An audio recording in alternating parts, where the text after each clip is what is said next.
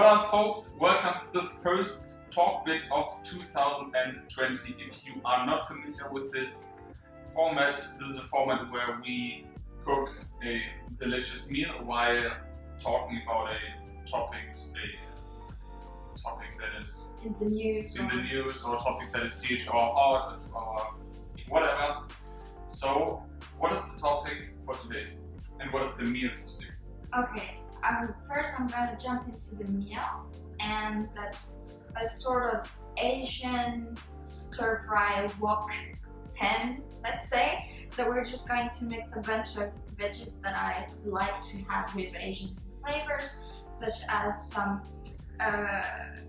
white cabbage, red cabbage, some mushrooms, onion, garlic, carrots, some chickpeas as well in there, and then we're gonna combine everything and flavor it nicely with some hot pepper, ginger. This is hot. Very It's hot. a very tiny piece, but It's small but loud, just like me. perfect.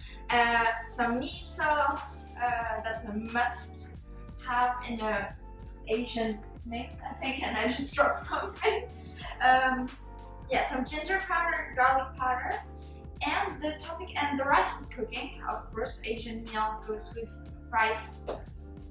I mean, that's without saying. And then, as for the topic of today, we thought, well, what's brand new? I don't know if you can say that, like freshly new. And in the news, all you hear about at this time, I think, is Australia, and I think it depends on the news. Yeah, of course. At least the news that we consume, or the news pages that we spend time on when we do. But I think in mainstream media, I mean, I don't know.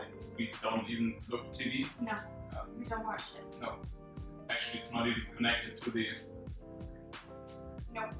TV station, so we are not even able to. And we don't consume newspapers or radio and that stuff, so we don't know if it is a topic in the mainstream media. But at least if you're on Instagram or Facebook, you might have seen so many videos about it and articles, and you might wonder what's actually causing those fires in Australia and what you can do to help. Should I start chopping? Yeah, sure. Then you can go on. Yeah, so I'm not sure we can see what we're making on the video. But if we can see the ingredients, yeah. This should work. Yeah, it's fine. Okay. Well, it's a topic that we've been, in the past few days especially, that we've been affected by it. I think both of us. We talk a lot about it because, of course, as vegans, not only when non-human animals are affected by a catastrophe, or also human animals, we get affected, we wonder how can we help. And Marc and I, I'm currently unemployed, but he's got a job where he's sitting in front of the computer all day long, and we're just feeling so desperate and kind of helpless because everything is happening before our eyes, and we're so far away that we feel like there's nothing we can do. And you might as well feel like this. You might first wonder, why is this happening? Can you sum up what might be the causes that are contributing to the fires in Australia right now? I think there are way more factors that go into this than we can discuss in this short video. Yeah. But I think the underlying problem is, broadly speaking, climate change. So we're facing, not only Australia, it goes for last year, everybody was talking about the fires in the rainforest in Brazil. Yeah. And now it has hit Australia. Yeah. Maybe next month it hits South Asia, I don't know. But as we all know, that one of the driving forces for climate change and for species extinction, habitat loss, and the Soil list goes on, acidification. is animal agriculture. And yeah, of course, I mean, planes are flying through the air all day long, cars are traveling all day long, ships are crossing the oceans, that all goes into this equation as well. And the building factor and the military, which is a huge portion of this, but the portion of this equation that can be solved the easiest, The most easily is and particularly is what we like put in our kitchen, or in our bodies for that matter. Yeah. I think we should put some water in there. Yeah, because we won't be able to reduce or to stop flying and to stop driving cars from now on to next week. That's not our whole system, if we like it or not, would collapse. We wouldn't have food, we wouldn't have medicine, we wouldn't have nothing. Yeah. No oil, no gas, it just wouldn't work. But right now, without changing anything, we could actually feed the world with plants. And so we don't have to like come up with new technologies. We should, but we have a solution right here, and we can eat plants and mushrooms and chickpeas and stuff, and not killing animals, which is causing these huge detrimental effects on the climate and on other countries, but for our Earth, right? Yeah, it's using, I mean, some people's resources across the world, like in Africa, I think in South America as well, where people are growing different types of cereals or grains, and those grains such as soy or corn, the vast majority of them are actually being exported to feed cattle or farm animals. And as an interesting fact, I think the major part of the diet of those animals is actually not the one that suits them most. It's just meant to be profitable, so that it's faster to grow, so that those animals actually grow more flesh, and so that they can grow faster and be chopped into pieces and consumed faster by people. As for the fires goes, it was the same problem in Brazil, or it is still the same problem in Brazil. It hasn't changed, but nobody's talking anymore about it. I feel like in Brazil with the rainforest, there was also like an intentional part. Yes, yeah, sure. So of course climate is changing, and Australia is very dry, very hot. It's never been so hot in Australia. I think it was the hottest temperature. They have like almost 42 Celsius degrees, and that's like the hottest temperature they've had, I think, in the last 3 years or something, maybe a bit more. But in the Amazon rainforest, I think the forest was burned intentionally to grow more crops, to feed more cattle, or to put cows, not cattle, put cows. To graze. On a pasture. To pasture. I think both are verbs, like to pasture or to graze. Or pasture. I think pastures are in the fields, right? Well, where they are. So in Australia, we've got a whole different context, a bit more complex than people burning and deforesting, just cutting forests intentionally in Brazil. But it comes back around. And it comes back around. If you burn the rainforest in the Amazon region, of the CO2 it affects the world climate, which affects Australia and Germany and Poland and Switzerland. But the thing is, I think in Brazil, of course, you might have seen that some animals have been affected there and died because of this. But I mean, as for my part, I didn't really hear like the numbers. I don't really know exactly how many animals died there. And don't get me wrong, it must have been like uncountable. because the rainforest is the most dense, not source. There's our friend squirrel there. We have a little squirrel friend. It's just so cute. Yeah, I think the most animals live in the Amazon rainforest, so I think it killed more animals than the fires in Australia. Probably hundreds of different species, including animals, insects, and there's such a great biodiversity over there, and it's an amazing ecosystem, and everything is just being... But now everybody's talking about koalas and kangaroos because they are cute as can be. Yeah. Yeah, and if you see koalas burning to death or having their face burned off. Yeah, you might have come across some pictures where there's this kangaroo that's trapped in a fence and he just burned and he's just... The cabbage goes in. Yeah, everything goes, there have been, at this time there have been over 1 billion of animals who have died in the fires in Australia, and probably over 1/3 of the koala population is extinct or has died. Yeah. And I mean, if it keeps going like this, the whole koala population might go extinct within a few weeks or months. I mean, it's not like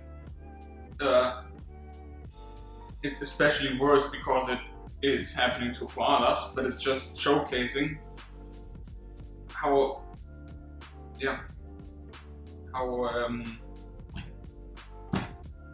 important this is to fight climate change and fight these causes. Yes, I mean, people react to this and show empathy for those animals who are dying. Yeah. So they're actually grieving, mourning the loss of those animals. Yeah. Just like some people grieve the loss of animals who burned in a fire in a zoo in Germany. Yeah. So they show empathy once those animals are dead, but when they're being confined in tiny cages and just turning around because they develop this psychological issues, because obviously they don't have any space to live. They're not in their natural habitat. They're not developing natural behavior that they would develop in their habitat. Or even worse, they were like kidnapped out of their habitat and put into a cage. Yeah, and so people don't give a crap when those animals are clearly in distress and not displaying normal natural behaviors. But once they're dead, they're like, oh my god, it's so sad, and we should all donate so that those not murderers, but like these crazy people built another zoo to confine other animals. Yeah, and people are grieving the loss of koala bears and kangaroos while eating pigs, cows, chickens, fishes, lambs, ducks, turkeys, and it's ridiculous. So how can people really be empathetic when they don't even consider other individuals? Sorry. How can they truly be empathetic? Well, when they're picking and choosing the cutest species, like sorting out their favorite animals and acting differently, having a different behavior based on which species we're dealing with. It's 2 points striking me, because for one, they care about koalas, but they eat pigs and other animals, for one. So maybe they should, or all these people who are like sad about this situation in Australia, for one, they should stop being hypocrites and care for other animals as well, especially the ones on their plate. And by that, they would stop one factor that contributes to the mass extinction of other animals like koalas. Yeah. So stop fucking eating animals. Yeah. It's not that hard, just eat chickpeas and rice. It's not that difficult and not that expensive. A man, a vegan friend I met on Maui, and he has this t-shirt that says, "Leave animals the fuck alone." Yeah. And I love it. It's it's not aggressive. even if you use the word fuck, it's a peaceful message. Just You could use. You don't have to be polite. It's a fucked up situation. exactly, and that's the thing. We should People- not apologize for our language because language can hurt people, but But the situation is freaking severe. It's not. We're not talking about. words are offensive, yes, but it's not as offensive as putting a knife in someone's neck. Yeah. So. Yeah. Right. Yeah, and as you've seen, if you're not a fan, because I don't like the word fan, but if you're a kind of loyal follower of Joey Armstrong, if you appreciate his work, he's a vegan activist, and he was on British TV and he debated a hunter, a female hunter, and she's like, I don't preach game, like hunting, and that fun fact, like the animals that people hunt, when they bring it back home, they call it game. They call these animals that they brutally, that they murder because they don't have the possibility to escape or to, and you don't show your consent. No one wants to die willingly, except if you're in deep suffering, but that's a whole other topic. She hunts animals, puts them in distress, and she says she's not promoting like an aggressive, way of eating or living, but she's got like a whole ebook. I think that's about freaking like 150 pages or something. I don't know. And yeah, it's not, doesn't make any sense. And like people on TV qualify Joey Armstrong as aggressive because he interrupted her. And yeah, you should be freaking like reacting when someone is either stabbing animals in the neck or shooting them in the head or in the heart or wherever, because that's freaking nonsense. Yeah, 30 more seconds. Okay. It's just to show you how like the whole world is at such a hypocritical stage right now, and I cannot tolerate this. There's this squirrel who's just running wild in nature and having fun. And like, why would I disturb his peace? Why would I grant myself the right to just shoot at him? Because, why not? It's fun, and I can have someone's body on my plate. Like, he didn't ask for it. Like, all the animals who are dying, who are going extinct in Australia and all around the world because of our dumb habits, didn't ask for us to wipe out their whole species of the planet. So of course, does the miso paste need to go in there yeah, as well? like one big teaspoon. So you should be upset. You should be calling people out for their decisions, putting them how do we say that? Everything okay?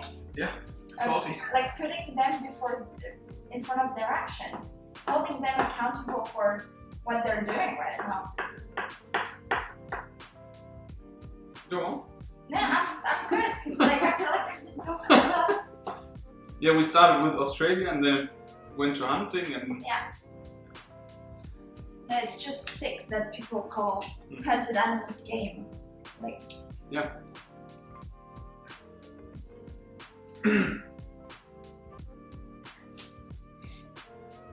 But how can we help the animals in Australia? What can we do? Well, of course, there are people who can, there are so many people who are asking for prayers and donations, and sure, it's. Sorry, but that drives me crazy. Send your prayers, everybody's praying, but not change anything. How in the world does prayer change anything? Yeah. Of course, we both respect religion, but what we mean by that is we want people to actually. That's like saying I eat the animal, but I worship it, and I pray for him. Yeah, great, it's dead anyway. Yeah. So wait. Yeah, just we want people to take concrete actions, to actually take a step back and think upon what they're actually doing, reflect upon their behaviors, and like in what do they invest? Do they really want to keep living in an already fucked up world by perpetuating a fucked up system and massive murder? Does it really align with who we are, with our values, and what we actually tell our children? When you're raising a child and you're telling them to respect people no matter what color or sex they have, and on the other side you feed your children with the dismantled, butchered bodies of animals who didn't ask for anything. How does it make sense? But of course in Australia right Maybe now... you should finish it off, because I don't know Yeah. what the rest is supposed to go. As for Australia, or as for any catastrophe that will happen in the next few weeks or months or years because of climate change, the best thing you can do is going vegan. And take a look at the study by the University of Oxford. Can't recall the title, but it's by Joseph Poore, Joseph with PH and Poore, P-O-O-R-E, and he says going vegan is the single biggest way you can have a major impact on climate change and reduce the amount of gas emissions and everything that goes with it. We should mention that veganism is not for Exactly. for the earth. Veganism is an ethical stance, but so message here is choose an ethical way of eating or a sustainable way of eating, which happens to be a whole foods plant-based diet, which is vegan.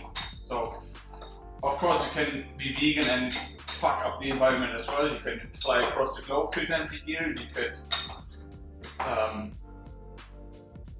like only buy packaged, processed garbage foods, which fucks up Some fucks people up the know world. that well. Yeah, man, yeah, you can be vegan and eat like burgers all day long that are wrapped in 3 layers of plastic. Would work technically as well. So yeah, go vegan for the animals and and then you have go for food sharing options. Go to zero waste shops or less low waste shops and bulk. like get your beans and staples from those stores and use your own packaging in your own containers and avoid packaging as much as possible. I know it's not 100% possible for everyone, but yeah, do what you can. And you can save so much with this lifestyle. You save time for yourself, you save money, you save packaging. There's just nothing that speaks against this lifestyle. No, so that's what strikes me like every day more. Then it strikes me that I have to go on the street today as well to Cube of Truth and actually have to debate people about the topic that it's wrong to kill innocent beings in gas chambers. I can't believe that I still have to. That this is a topic that we have to discuss. Yeah.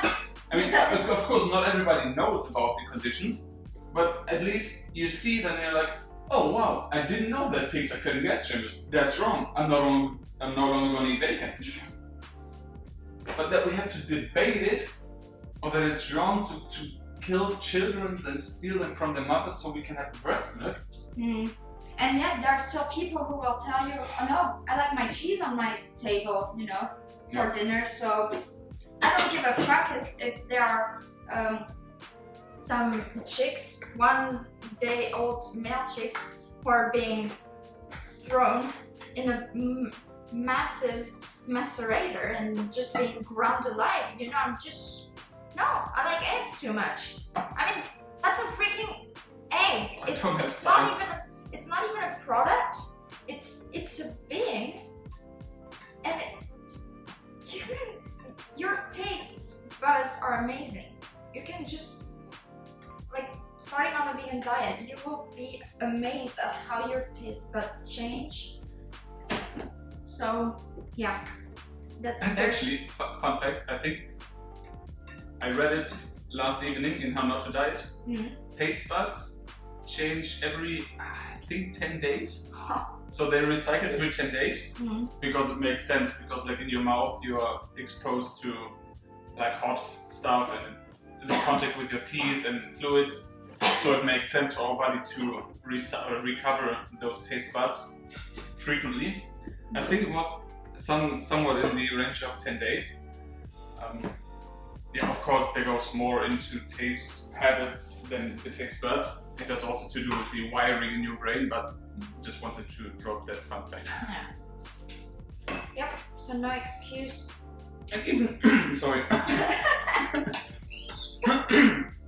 even if it would taste like cardboard, it would still not justify to eat someone's body. Yeah.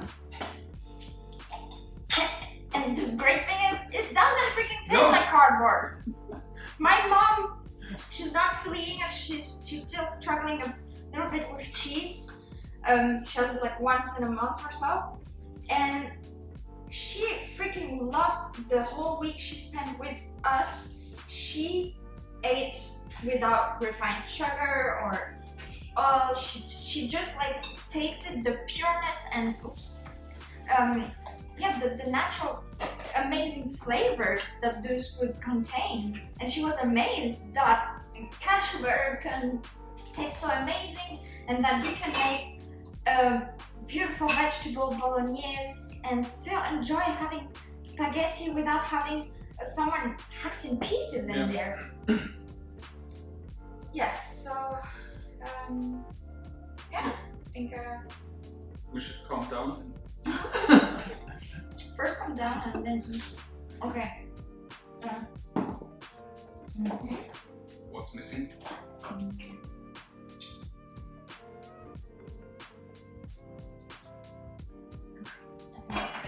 And again, I think we covered all food groups. We have whole grains, fruits, avocados are fruit, right? We have, so, focus. Whole grains, nuts and seeds. Well, only seeds and nuts because of cashew butter. We have vegetables, fruit, because avocados technically fruit. And we have what else? Legumes, because we added chickpeas in there. So whole grains, legumes, nuts and seeds. And I forgot the rest. Fruits and vegetables. Legumes, nuts, seeds, grains. Yeah, grains, legumes, nuts and seeds. Am I silly? Whole grains, legumes, nuts and seeds, fruits and vegetables. Yeah, including leaf. Yeah. Okay. Good. Yeah. Okay. I don't know what else to say. It's hot. And it looks good. And I'm gonna just apply it to our faces. Yeah. And of course, you cannot make a YouTube video without asking your audience to give a thumbs up and to subscribe to this channel. It would mean the world to us, wouldn't it? Yes. So, thanks for that. See you in the next one. What up, folks? Welcome to... Is it my hand? Welcome, folks, to the first... What up, folks? Welcome to the first Talkbit in 2020.